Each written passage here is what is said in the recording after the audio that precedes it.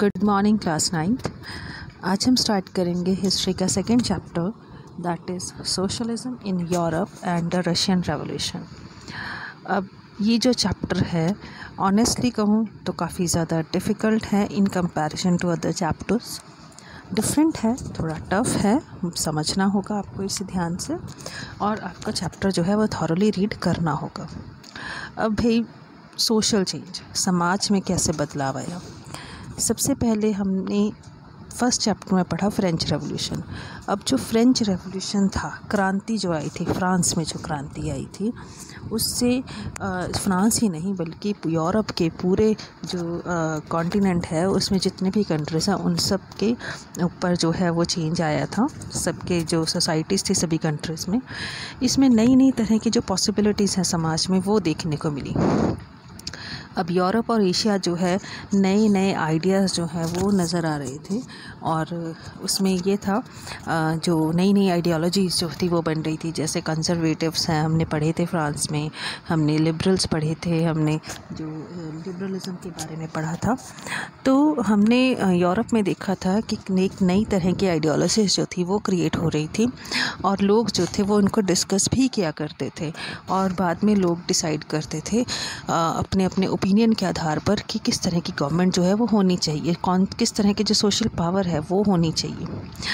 अब इंडिया में भी जैसे राजा राम मोहन रॉय हैं वो सोशलिस्ट हुए हैं, और डेरोजियो सोशलिस्ट हुए हैं, पंडित जवाहरलाल नेहरू भी सोशलिज्म जो है फॉलो करते थे।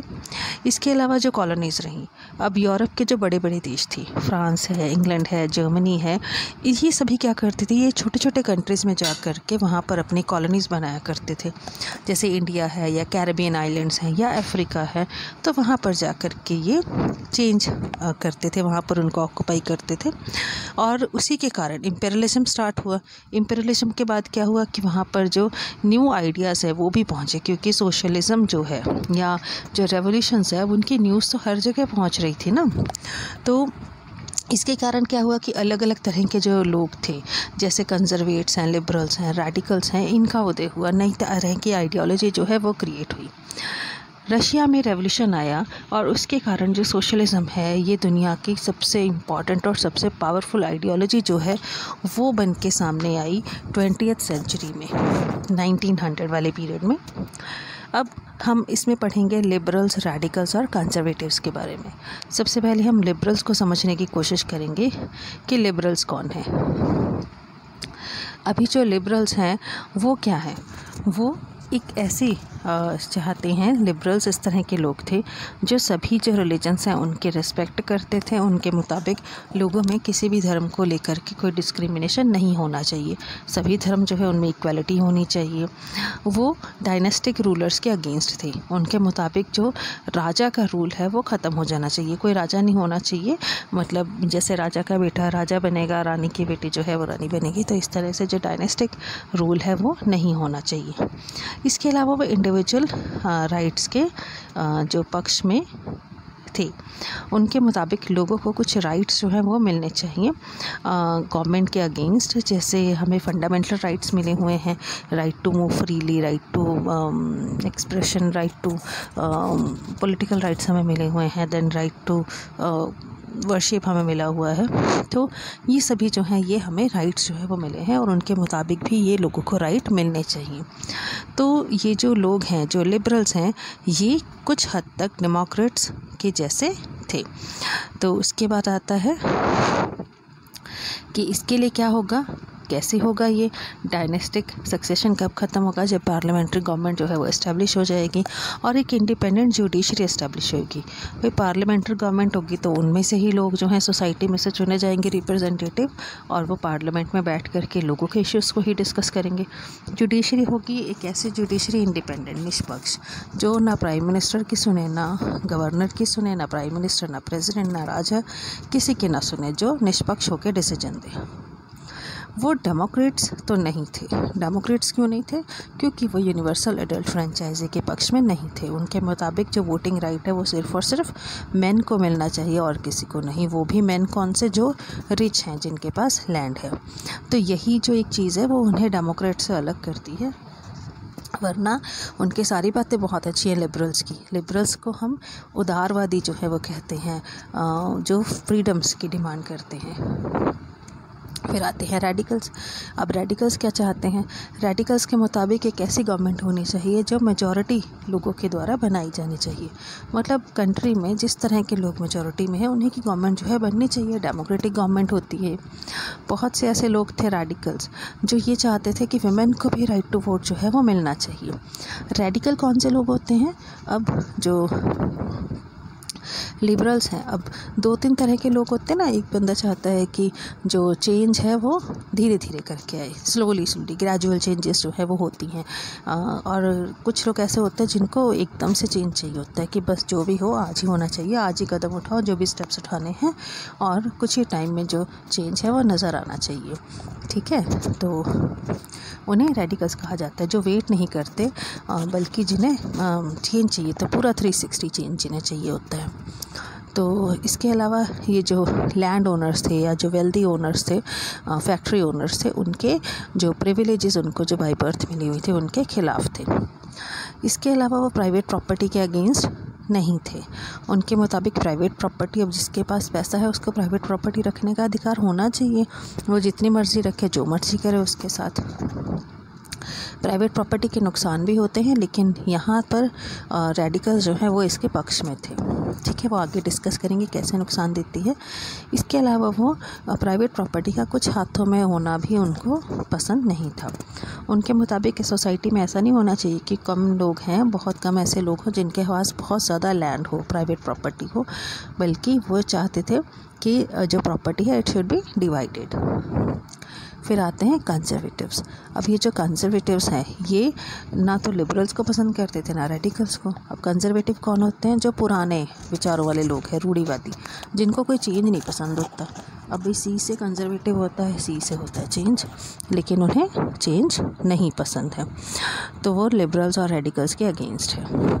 फ्रेंच रेवोल्यूशन के पहले जो कंजर्वेटिव थे उन्हें चेंज बिल्कुल भी पसंद नहीं था, लेकिन जब उन्होंने देखा फ्रेंच रेवोल्यूशन आया, फिर एबेसियस और मिराबियो के थीसिस आए, उसके बाद फिर जो मैक्सिमिलियन रॉबस्पियर है उसने रूल किया, देन नेपोलियन आया, तो नेपोलियन के बाद तो कंजर्वेटिव्स हैं वो चेंज हो गए, थोड़े से आइडियोलॉजी उनकी बदली। उन्हें लगा कि नहीं ऐसे नहीं वो रह सकते हैं, पुराने सोशल ऑर्डर की डिमांड नहीं कर सकते, वो उस पर स्टिक करके नहीं रह सकते, उन्हें कुछ ना कुछ चेंज तो चाहिए होगा। तो उनको ये लगा आफ्टर फ्रेंच रेवोल्यूशन कि अब वो पुरानी तरह के सोशल ऑर्डर को नहीं चला सकते, अब उन्हें धीरे धीरे करके कुछ ना कुछ चेंज जो है वो लाना होगा। लेकिन ये जो चेंज होगा वो स्लो होगा, बहुत धीरे धीरे चेंजेस जो हैं वो आएंगे। अब नेक्स्ट क्या आता है कि अब रेवोल्यूशन लाने की बहुत सारी कोशिशें जो हैं वो की गई, ठीक है, पूरे यूरोप में अलग अलग कंट्रीज़ में, जिसके कारण जो चेंजेस हैं वो आ रही थी सोसाइटी में, पॉलिटिकल सिस्टम में। तो अलग अलग तरह की आइडियोलॉजी के लोग जो हैं वो क्रिएट हो रहे थे, रेडिकल्स भी आ रहे थे, कंजर्वेटिव से, डेमोक्रेट से, लिबरल्स थे, ये सभी जो हैं इनके कारण अलग अलग तरह की पॉलिटिकल टेंडेंसीज जो हैं वो क्रिएट हो रही थी। अब इंडस्ट्रियल रेवोल्यूशन के कारण क्या हुआ कि लोगों के सामाजिक और जो आर्थिक लाइफ थी उनमें काफ़ी ज़्यादा चेंजेस आ रही थी। नई नई सिटीज़ बने जहाँ पर इंडस्ट्रीज़ होती थी। अब उस समय के जो इंडस्ट्रियल शहर हुआ करते थे वो आज के नहीं थे, जैसे आज होते हैं वैसे नहीं थे, बहुत डिफरेंट होते थे। हर जगह सिटीज़ में सिर्फ इंडस्ट्रीज़ नज़र आया करती थी। तो नए नए इंडस्ट्रियल टाउन्स जो हैं वो बने और धीरे धीरे करके वो डेवलप होते जा रहे थे। अब इंडस्ट्रीज़ के साथ साथ रेलवेज़ भी डेवलप हुई यूरोप में, हर जगह पर, हर कंट्री में। इंग्लैंड में सबसे पहले रेवोल्यूशन आया, इंडस्ट्रियल रेवोल्यूशन। उसके बाद जैसे जैसे रेलवेज़ एक्सपेंड होते गए इंडस्ट्रियल रेवोल्यूशन भी बढ़ता गया। देन इसके कारण बहुत सी समस्याओं लोगों को फेस करनी पड़ रही थी। कैसे कि बहुत सारे लोग ऐसे थे जैसे मेन हैं, विमेन हैं या बच्चे हैं, चिल्ड्रन हैं, वो भी अपने घर बार छोड़ करके विलेजेस से माइग्रेट करके सिटीज़ में आते थे फैक्ट्रीज़ में काम करने के लिए। और विमेन और चिल्ड्रन को जो वेजेस हैं वो मेन के मुकाबले में काफ़ी कम मिला करती थी। चाइल्ड लेबर भी वहाँ पर स्टार्ट हो गया था।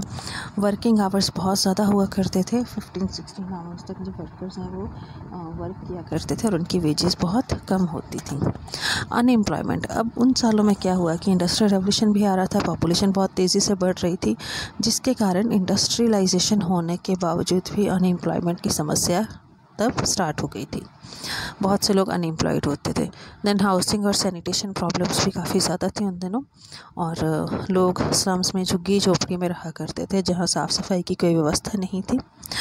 फिर लिबरल्स और रेडिकल्स, ज़्यादातर जो लैंड है, प्रॉपर्टी है, वो इंडिविजुअल्स के हाथों में हुआ करती थी।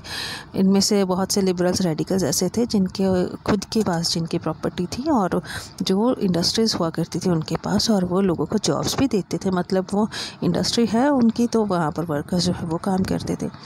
उनको ये लगता था कि जो भी वो वर्क कर रहे हैं, अब ट्रेड कर रहे हैं या इंडस्ट्रीज़ जो चला रहे हैं, उसके कारण उनको वेल्थ जो है वो मिल रही है, और इस तरह से उनको जो वर्कर्स हैं उनके बारे में भी उन्हें सोचना चाहिए, क्योंकि असल में जो पैसा, मुनाफा, प्रॉफिट वो अर्न कर रहे हैं वो उन वर्कर्स की मेहनत के कारण ही तो उन्हें मिल रहा है। तो ज़रूरी नहीं कि पैसा जो है वो उनके पास आ रहा है तो वही उसे एक्यूमुलेट करते रहें, अपने घर में ले जाते रहें, बल्कि उन्हें प्रॉफिट जो है वो वर्कर्स को भी उसका लाभ जो है वो मिलना चाहिए। तो वो क्या चाहते थे जो लिबरल्स और रेडिकल्स हैं, कि जो भी इंडस्ट्रियलिस्ट हैं, जो कैपिटलिस्ट है, वो पूंजीवादी है, वो अपने वर्कर्स को भी फ़ायदा दे, क्योंकि पैसा तो उन्हें उन्हीं से मिल रहा है ना, मेहनत तो वही लोग कर रहे हैं जो वर्कर्स हैं। फिर आते हैं एक तरह के लोग रेवोल्यूशनरीज।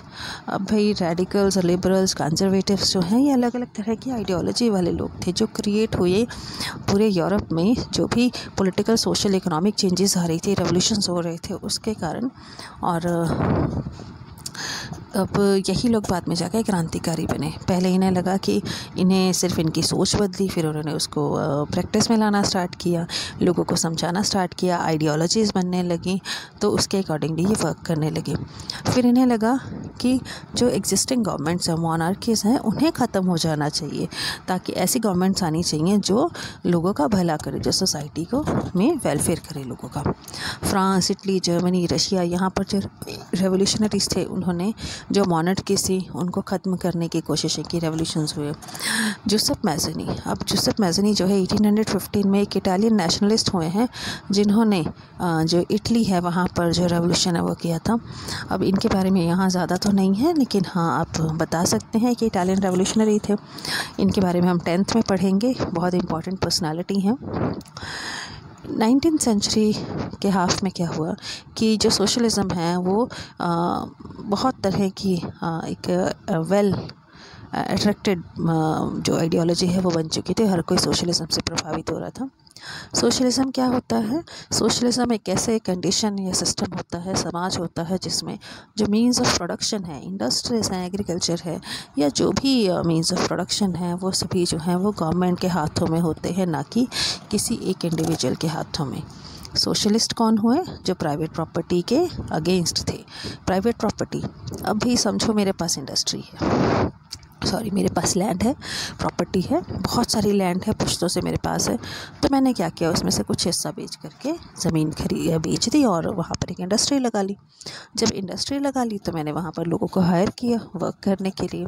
मेहनत लोग कर रहे हैं, पैसा मैं कमा रही हूँ, मेरे पास आ रहा है, मुझे कोई लोन नहीं लेना पड़ा क्योंकि ज़मीन मैंने बेची थी, तो उससे मैंने इंडस्ट्री लगाई है।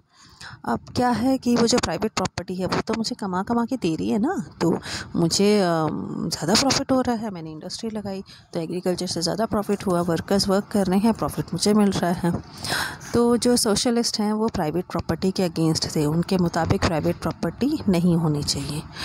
प्राइवेट प्रॉपर्टी के द्वारा जितनी भी समस्याएं क्रिएट होती हैं, अब एक इंडस्ट्रियलिस्ट है वो वर्कर्स से फ़ायदा पहुंचाता है, लेकिन वर्कर्स को फ़ायदा थोड़ी पहुंचाता है। वो फ़ायदा उसे होता है जो भी पैसा वो अर्न कर रहा है मैन्युफैक्चरिंग से, वो सब वो अपने घर लेके जाता है ना, वर्कर्स को थोड़ी देता है। तो जो सोशलिस्ट हैं वो सोशलिज़म में बिलीव करते थे कि जो वर्कर्स हैं उनका भी प्रॉफिट उनमें होना चाहिए। वो चाहते थे कोऑपरेटिव्स होनी चाहिए। कोऑपरेटिव्स होती हैं लोगों की वो एसोसिएशंस जिसमें लोग जो है वो इकट्ठे होकर के गुड्स प्रोड्यूस करते हैं और उसके बाद जो भी प्रॉफिट होता है वो इक्वली सभी मेंबर्स में डिवाइड कर दिया जाता है। अब जो सोशलिस्ट हैं उनके अलग अलग विजन्स थे। इसमें आता है रॉबर्ट ओवन। रॉबर्ट ओवन क्या चाहता था कि जो कोऑपरेटिव सोसाइटी है वो गवर्नमेंट बनाए। गवर्नमेंट जो है वो कैपिटलिस्ट लोगों के साथ मिल कर के जो है गवर्नमेंट नहीं, जो रॉबर्ट ओवन है उसका ये मानना था कि जो कैपिटलिस्ट लोग हैं, जो मैन्युफैक्चरर्स हैं, वो कोऑपरेटिव सोसाइटीज़ बनाएं और अपने वर्कर्स को फ़ायदा जो है वो पहुंचाएं, उनको प्रॉफिट जो है वो दें।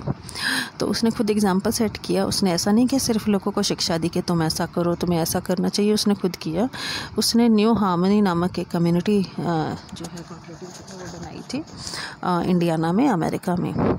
इसके अलावा कुछ और सोशलिस्ट हुए हैं। इनमें आता है जैसे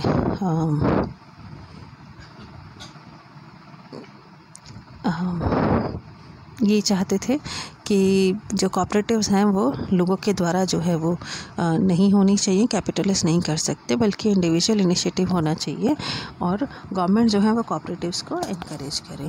तो फ्रांस में जैसे लुईस ब्लांक है, उसने 1832 में वो एक और जो हुए हैं वो सोशलिस्ट हुए हैं, जिनका ये मानना था कि गवर्नमेंट जो है वो कोऑपरेटिव्स को इनकरेज करे। फिर कम्युनिज़्म क्या है? अब कम्युनिज़्म और सोशलिज़म दोनों सेम हैं। सोशलिज़म में क्या है, थोड़ा ब्रॉड लेवल पर आ जाता है, ठीक है, सोसाइटी की बात की जाती है। कम्युनिज़्म जो है ये कम्युनिटी शब्द से बना है और इसका मतलब भी सोसाइटी ही होता है। तो बहुत थोड़ा सा डिफरेंस है दोनों में। कम्युनिज़्म थोड़ी सी ज़्यादा हम कह सकते हैं, इसमें पॉलिटिकल कंडीशन की बात आती है, पॉलिटिक्स की बात आती है, और जो सोशलिज़म है ये पूरा का पूरा जो है वो सोसाइटी के वेलफेयर को लेकर के है। अब कार्ल मार्क्स जो हैं और फ्रेडरिक एंजल्स जो हैं, इन्होंने अपने आइडियाज़ जो है वो भी ऐड किए। अब इनके ज़माने में जो इंडस्ट्रियल इकोनॉमी थी वो ऐसी नहीं थी जैसी आज थी, तो इन्होंने जो उस समय देखा उसके आधार पर उन्होंने अपनी आइडियोलॉजी बनाई, उसे कम्युनिज़म कहा जाता है। कार्ल मार्क्स ने क्या देखा कि उस समय जो कैपिटलिस्ट थे वो वर्कर से काम करवाते थे, उनको एक्सप्लॉइट करते थे और सारा पैसा जो है वो लेके अपने घर चले जाते थे। वर्कर जो होते थे वो परेशान थे इन सब चीज़ों से, तो वो चाहते थे कि जो कैपिटलिज्म है उसको ख़त्म कर दिया जाए और प्राइवेट प्रॉपर्टी जो है वो ख़त्म हो जाए, प्राइवेट प्रॉपर्टी का जो सिस्टम है। ऐसी कम्युनिस्ट सोसाइटी जो है वो बननी चाहिए जो कि नेचुरल सोसाइटी हो। अब सपोर्ट फॉर सोशलिज़म को क्यों सपोर्ट किया गया? 1870s में जो सोशलिस्ट आइडियाज़ थे वो पूरे यूरोप में फैल रहे थे। अब उनके जो एफ़र्ट्स थे उनको कोऑर्डिनेट करने के लिए बहुत सी इंस्टीट्यूशंस बनने लगी। यूरोप में एक संस्था बनी, वो थी इंटरनेशनल बॉडी बनी, वो थी सेकेंड इंटरनेशनल। अब उसमें जितने भी सोशलिस्ट थे वो सभी उसमें शामिल थे। इंग्लैंड के, जर्मनी के जो वर्कर्स थे उन्होंने भी एसोसिएशंस बनानी स्टार्ट कर दी थी, जिसमें वो वर्कर्स के लिए बेटर लिविंग और वर्किंग कंडीशंस की डिमांड किया करते थे।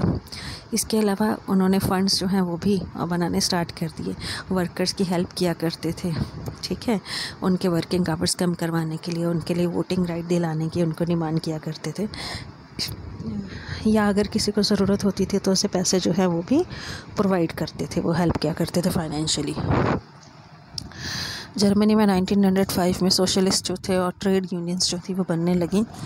अब इसमें फ्रांस में लेबर पार्टी बनी थी। 1914 में सोशलिस्ट जो थे उन्होंने गवर्नमेंट जो है कई देशों में बनाने की कोशिश की, लेकिन वो कामयाब नहीं हुए। कोई भी आइडियोलॉजी तब तक सक्सेसफुल नहीं होती जब तक वो पॉलिटिकल सिस्टम में पार्टिसिपेट नहीं करती। तो ये ज़रूरी है कि कोई भी आइडियोलॉजी, चाहे वो कंजर्वेटिव हो, लिबरल्स हो, रेडिकल्स हो, ये तब तक कामयाब नहीं हो सकते जब तक ये गवर्नमेंट में पार्टिसिपेट नहीं करेंगे। थैंक यू बेटा।